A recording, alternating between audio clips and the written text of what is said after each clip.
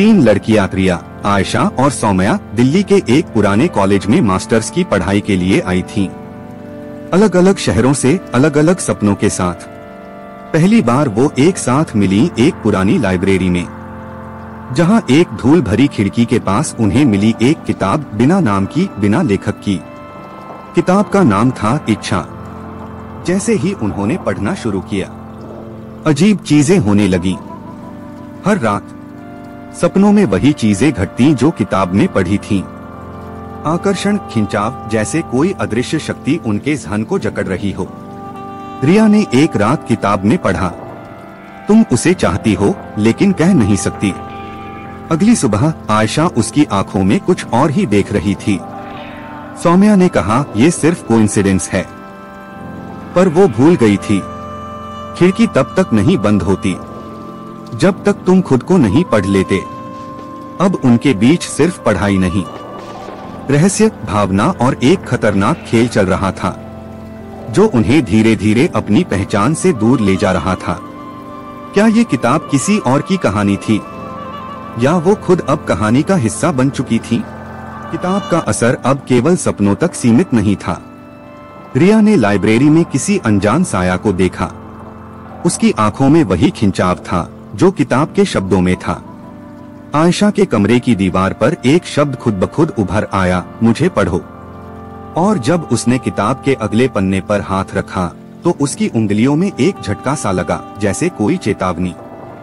सौम्या को यकीन था कि ये सब बस कल्पना है, तब तक जब तक उसने खुद को किताब के अगले पन्ने पर नहीं देखा। वो जो सब कुछ समझती है सबसे पहले खोएगी।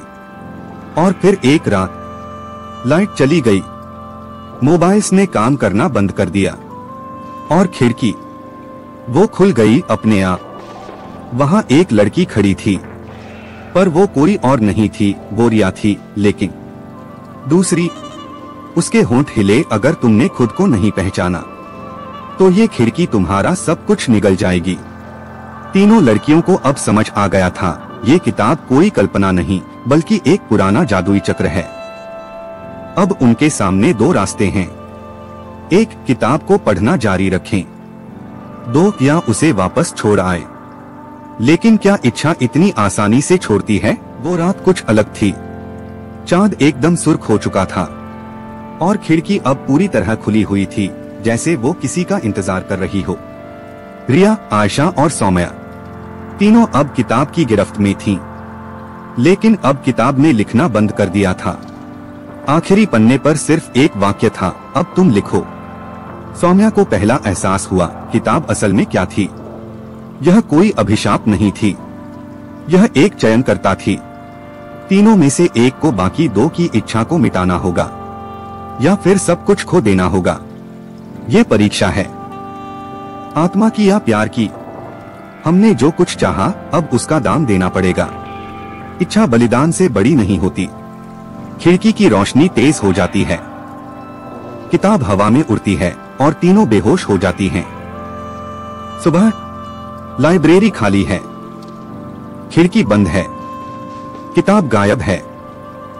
सिर्फ एक नई लड़की खड़ी है, नई एडमिशन के लिए, और वो रजिस्ट्रेशन काउंटर पर अपना नाम लिखती है, सौम्या।